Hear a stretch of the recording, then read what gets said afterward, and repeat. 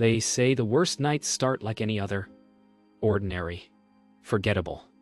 The ones you never think twice about. That night, I was 33, and I had brushed my teeth to the sound of my daughter's lullaby humming through the baby monitor. My husband, Daniel, 35, was already in bed. The bedroom light was off, but I could feel his eyes on me as I walked in. Nothing unusual, just still, too still. The air hung thick, like it knew something I didn't. Lily, our 3-year-old, had cried earlier from a bad dream. I had rocked her back to sleep, singing the same tune my mother once sang to me. When I returned to bed, Daniel rolled over without a word. Not even a good night. I should have known. I should have felt it. But we don't see monsters when they wear the face of someone we once loved. That night, I pulled the covers to my chin, thinking tomorrow would be just another Thursday. I didn't know it would be the night I'd wake up choking. The night a lullaby would save my life. Well, I used to believe that when something was wrong in a marriage, you'd feel it like a thunderclap. But it's not like that. It seeps in, quiet and slow, until you're numb. That night, lying next to Daniel, I felt the weight of 1,000 unspoken words. We hadn't touched in days. Maybe weeks. He used to curl around me in his sleep, whisper dreams he never remembered in the morning. Now he was still, a statue with a pulse. I told myself it was stress. He'd lost a contract at work. His mother was sick. But deep down, I knew this wasn't just life wearing him down. It was something darker. As I turned on my side, facing the wall, I remembered Lily's smile earlier that evening.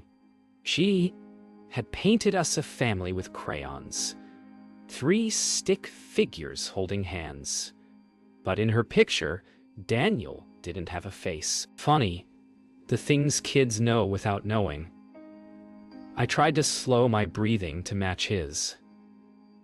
Maybe if I pretended long enough, we'd wake up and be okay again. I didn't know the man next to me was already planning how I wouldn't wake up at all. Somewhere around 1 a.m., I woke up again.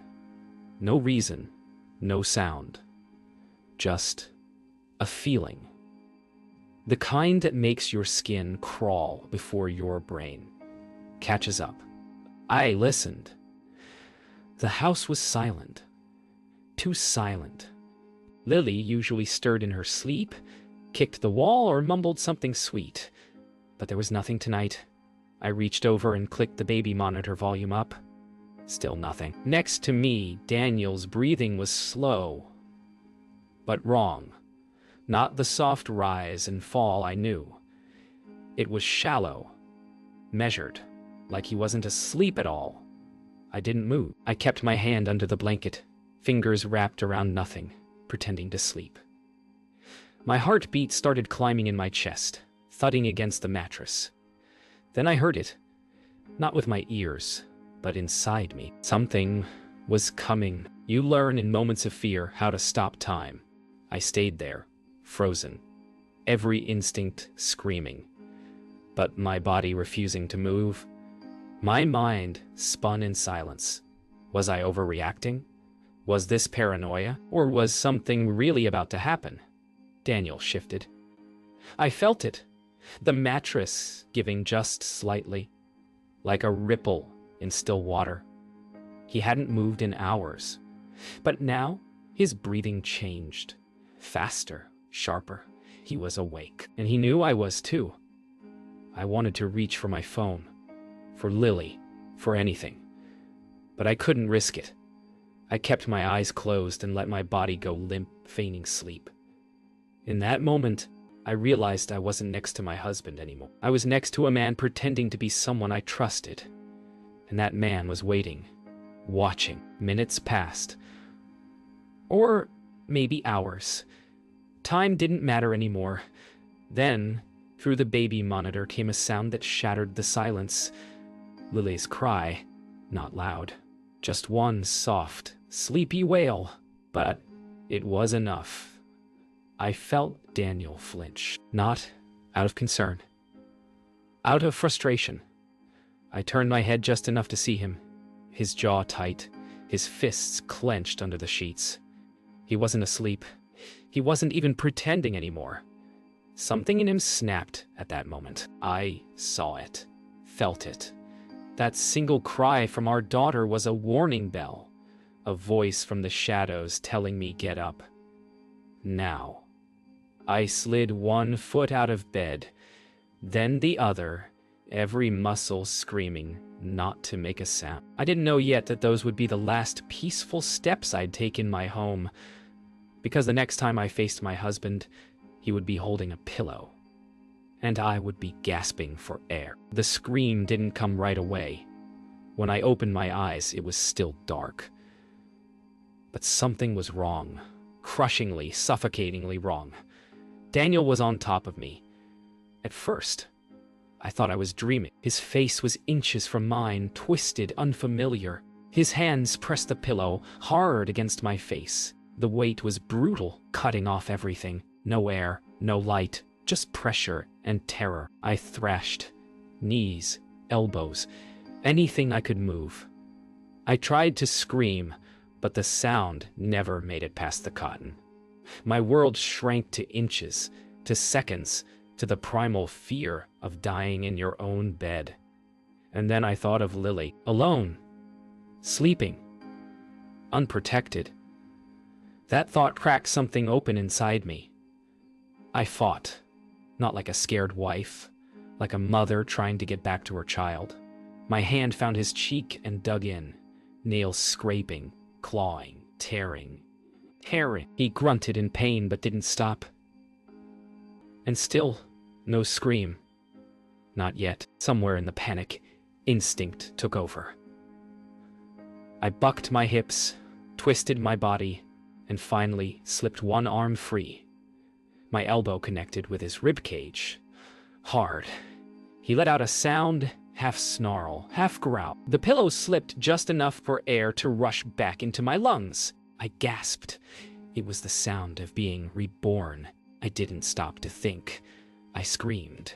Not words, just raw, guttural terror. And it worked. For a second, Daniel froze. He'd never heard me scream like that before. No one had. Then I saw it. The look in his eyes. Not shock, not regret. Anger. He lunged again, this time with bare hands, but I was already rolling off the bed, hitting the floor hard on my side. Pain flared through my hip, but I didn't stop. I crawled, scrambled, anything to get to the door. I could hear him behind me, and I knew if he caught me, I'd never see my daughter again. I hit the door frame with my shoulder and pushed myself up, stumbling into the hallway. The baby monitor in the hallway crackled, and there it was again. Liz's voice, crying. That sound. It split the night wide open. I screamed her name. Lily. And then, a crash behind me. Daniel had kicked something over. He was coming. I turned and ran. My feet slipped on the hallway rug, but I didn't care. I sprinted barefoot, past family photos, past the life we had built together, and into Lily's room. She was sitting up in her crib, tiny fists rubbing her eyes, confused and afraid. "I got you, baby. I got you," I whispered, scooping her into my arms. Behind me, footsteps thundered down the hall. There was no time to think. I ran. I didn't stop to grab my phone, my purse, my keys. I held Lily like a lifeline and sprinted down the stairs. She was crying now, really crying, asking for Daddy. "Where's Daddy?" she sobbed. I couldn't answer her. The front door wouldn't open at first. My hands were shaking too hard. I had to slam my body into it, using my shoulder to twist the deadbolt. And then air. Cold, sharp night air that smelled like rain and fear. We were barefoot. No coat, no plan, just the clothes on our backs and the scream stuck in my throat. Behind us, I heard the door fly open again. Daniel was following. I ran harder. We ran to the neighbor's house. I don't remember the sprint. I don't remember the wet grass slicing my feet. I only remember the porch light turning on when I started banging on their door. I screamed their names. I begged, "Please, he's trying to kill me." Their door opened. Faces confused, frightened. They pulled us inside. The last thing I saw before they locked it behind us was Daniel, standing at the end of our driveway, his face calm, completely calm, like none of it had happened. That night, I escaped with my daughter in my arms. But I left behind the man I thought I knew, and everything I used to believe about love. When the door slammed shut behind me, I didn't feel safe. I felt empty. My lungs burned. My throat raw from screaming, and Lily's small body trembled in my arms. The neighbor, a woman I barely knew named Carol, wrapped a blanket around us and called 911. Her husband stood by the window, peering through the blinds. "He's still out there," he whispered. I sat on their couch, shaking, trying to make sense of it. My mind kept looping back. The pressure of the pillow, the weight on my chest, Daniel's eyes. The man I'd married.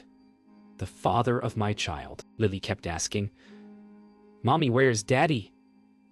I couldn't answer her. All I could do was hold her closer. When the sirens finally came, I didn't feel relief. Just dread. Because now I had to tell strangers the truth, that the man I loved had tried to kill me. The police arrived fast. Flashing lights washed the quiet street in red and blue, reflecting off puddles left by the rain. 2 officers came in, calm but alert. One took Lily gently from my arms, letting her hold a plush bear from the patrol car. The other asked me questions I could barely answer. "What happened? Where is your husband now? Do you feel safe here?" Safe. The word almost made me laugh. I told them everything. Every detail. My voice shook but didn't break. And when I was done, the female officer, her name was Grace Molina. Early 40s, short black hair and steady eyes. Just nodded. "We're going to take care of you," she said. "You're safe now." But I could see it in her face. She knew. I wasn't safe yet. They searched the house for Daniel, but he was gone. Vanished into the night like smoke. His car was missing, his phone left behind. The officers told me he'd probably gone to ground somewhere, maybe to a friend, maybe to a motel. But I knew better. Daniel wasn't running. He was waiting. Officer Molina stayed with me as they took photos of the bruises on my neck, the scratch on my shoulder, the indentation of fabric where the pillow had pressed against my face. I stared straight ahead, detached, while the flashbulbs popped. It felt like watching someone else's nightmare. Then, when they led me to the patrol car, I saw something that nearly broke me through the upstairs window, Lily's window. The curtains moved. No wind, no sound, just movement. They moved us to a safe house that night, just a few miles away, but it felt like another planet. The walls were bare, the bed stiff, but it was somewhere Daniel didn't know. Lily finally slept beside me, her little hand gripping my shirt like she thought I'd disappear. I lay awake, listening to every creak and hum of the old heater. I couldn't close my eyes. Every time I did, I saw Daniel's face hovering above me again. I could still feel his breath, his hands, the pillow. I kept thinking about that look, not of madness, but clarity. He wasn't confused. He'd made a choice. And the hardest part? He'd almost won. The next morning, I sat in the kitchen with Officer Molina. She handed me a form to sign and said gently, "You did the right thing." But I didn't feel like I'd done anything right. I felt broken, disconnected, like my life had ended, but my body hadn't gotten the message. Then she asked the question I wasn't ready for. "Do you have anywhere else to go?" I looked down at Lily's drawing from the night before, the crayon family. 3 figures, one faceless man, and I realized something: we didn't have anywhere to go. But at least we had each other, and somehow that had to be enough. Morning came, but it didn't feel like morning. The world had shifted overnight. Colors drained, sounds muted, as if even the sun refused to touch what had happened. Officer Molina drove me back to the house once the forensics team arrived. The door hung crooked from where I'd thrown my weight into it. The sheets were still tangled. The pillow, that same pillow, lay in the corner, darkened by the mark of his hands. I stood there, silent. Every detail screamed of violence. But what I felt most wasn't fear. It was disbelief. How do you reconcile a man who kissed you goodnight with the one who tried to take your breath away? Molina's voice broke through the fog. "We'll get him, Emily. I promise." I wanted to believe her, but deep down I wasn't sure Daniel was done. That afternoon, the house became evidence. Every inch photographed, every object tagged and numbered. My home no longer belonged to me. It belonged to the investigation. I watched strangers in latex gloves touch everything I'd ever cared about. The detective asked about Daniel's mental state, his finances, our marriage. I answered like a machine. Words fell out of me without meaning. Then they showed me something they'd found: his computer. Dozens of deleted searches. Methods of suffocation. How long does it take to die in your sleep? The screen blurred in front of me. I couldn't read anymore. I realized then that what happened wasn't an outburst. It was a plan. Later that day, I met Dr. Henry Lowell, the trauma therapist assigned to victims of domestic violence. He was calm, soft-spoken, the kind of man who could turn silence into safety. I didn't know how to start. What do you say after the person you loved becomes a ghost with your heartbeat in his hands? He told me healing would come in stages: shock, grief, guilt, acceptance. But all I could think about was Lily, how she had saved me without even knowing it. Your daughter's cry interrupted his control, Dr. Lowell said. That moment of chaos, it broke his pattern. You survived because you were never truly alone. For the first time in days, I cried without fear. Days passed without sleep. Daniel was still missing. Every phone ring jolted my nerves. Every shadow looked like his outline. Then the police called. I'd found his car abandoned near the Willamette River. No note, no body, just his wallet and a half-empty bottle of whiskey. Molina came to deliver the news in person. We don't know if he's alive, she said quietly, but we'll find him. Alive or dead. I didn't know which terrified me more, because even if Daniel was gone, his presence lingered. In the bruises fading on my skin, in the creak of empty floors, in Lily's drawings where she never gave her father eyes anymore. A week later, I returned home for the first time. Alone. The silence felt heavier than before. I walked through each room like a stranger, touching walls, picture frames, toys. Every object felt tainted by what it had witnessed. Then I stopped at Lily's room. Her painting was still taped to the wall, the one with 3 stick figures, one faceless man. I ran my fingers over the paper, and for the first time I didn't feel fear. I felt pity. Daniel's absence wasn't freedom yet, but it was space. Space to breathe, to rebuild. And somewhere deep down, I knew the truth would surface. It always does. It started with a phone call from Daniel's boss. He hadn't shown up for work in over a week. When they searched his desk, they found shredded credit card bills, past due notices, a resignation letter he never turned in. The job he said he lost. He'd quit 3 months earlier. He'd drained our savings, maxed out 3 credit cards, taken out a personal loan against our house. I sat on the edge of Lily's bed, staring at the numbers, the timelines, the lies. This wasn't a man who snapped. This was a man collapsing silently and dragging me with him. Officer Molina looked at me, her voice low. He wasn't just hiding this from you. He was hiding it from himself. But it didn't matter why anymore. The damage was done. Dr. Lowell helped me see what I didn't want to admit. Daniel was never really losing control, he said. He was trying to control the only thing left. You. That thought split something wide open in me. The signs were there all along the way. He isolated me from friends, dismissed my ideas, tracked my schedule.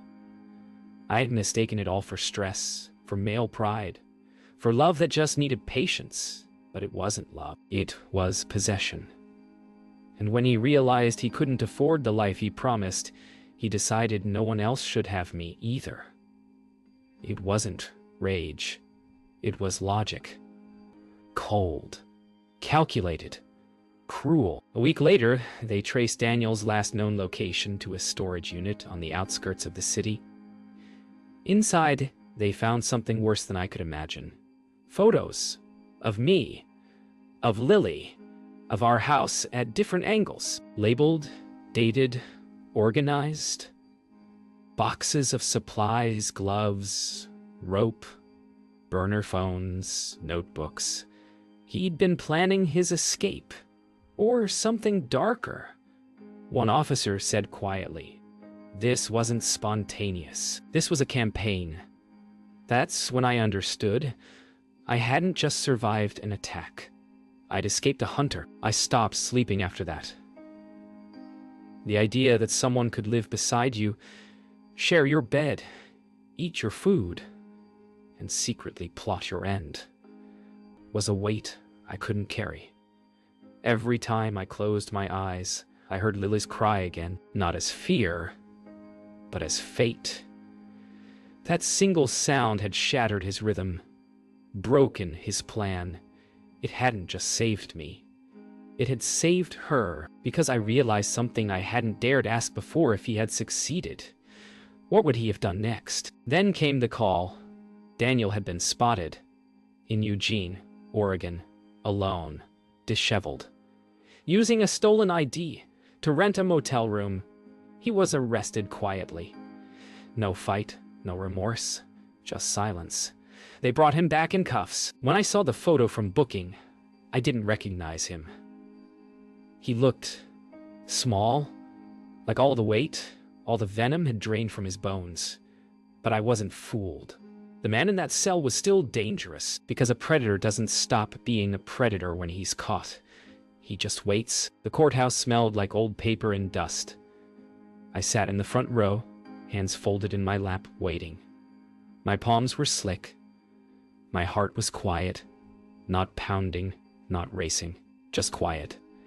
Like it knew there was nothing left to fear. Then the side door opened, and they brought him in. Daniel. Handcuffed. Shackled. Thin. Our eyes met, for the first time since that night. He didn't look angry or sorry. He just looked blank, like someone who couldn't remember the life he ruined. I didn't flinch, because this time he had to listen. They let me speak. A victim's impact statement, they called it. But I wasn't a victim anymore. Not really.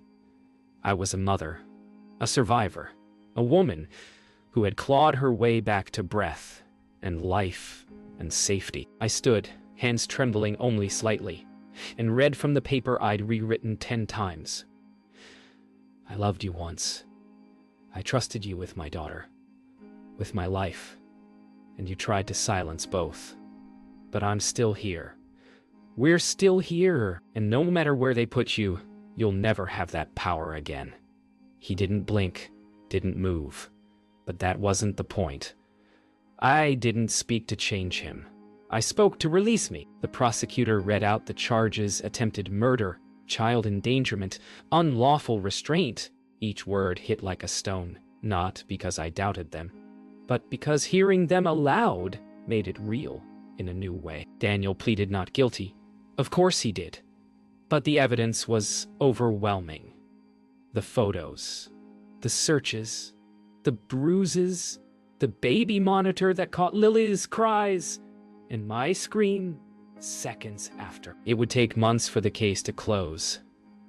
But I didn't wait for a verdict to move forward, because the truth was already mine.